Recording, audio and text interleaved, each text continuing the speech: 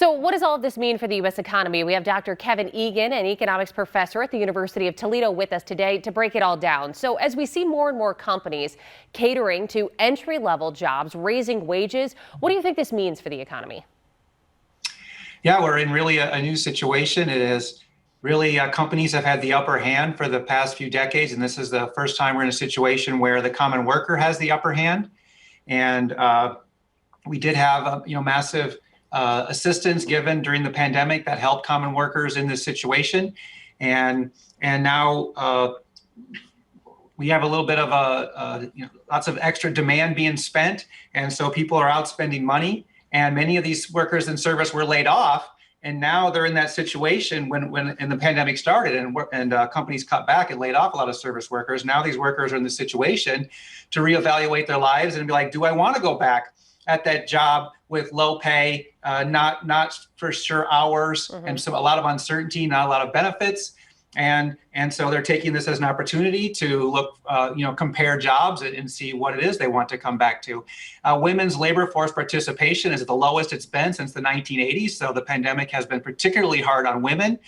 Men employment has bounced back, but many women were the ones in these service jobs and are reevaluating this situation. And so this is great for the common worker to have this leverage. Companies do need to step up, pay better, create more benefits, create more certainty of hours, particularly in these service jobs. Now, is it sustainable? So I expect that to happen. Is it sustainable as we look from the employer side of things, as we continue to see those wages rise in certain sectors? Do you think long term this will hurt the economy or hurt the number of jobs that are open?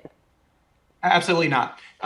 It is completely a balance of power issue. I mean, historically, common work manufacturing jobs have paid better in services. There's no economic reason why that was. Just historically, manufacturing jobs did have more union representation and more bargaining power on the side of workers, where service has never had that. So this is just the service sector catching up.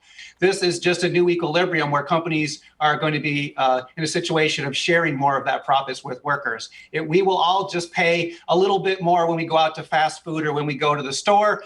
That will just be built in. And companies partly, again, will pass it on to us as customers. They will partly share more of their profits. Partly, we will all pay more as customers.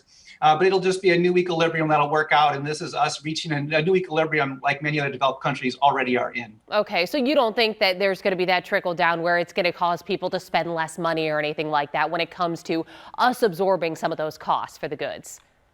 No, you can see it about it. It would lessen the income inequality we have. And so someone like myself as an educator, I have the same income. I'll just be paying a little bit more for when I go out to fast food, but that's more money in the pocket of those workers, and they turn around and spend more. So it's just rebalancing income. And lower income citizens are the ones they spend most of their income, and so that balancing of income inequality actually can lead to more spending, because high income households are more likely to just be sitting on cash and not spending it. So it's fair in terms of reducing income inequality, and it very likely would help expand the economy because you're giving money to the people who are going to spend it. Okay, well, Dr. Egan with the University of Toledo, thanks so much for joining us today.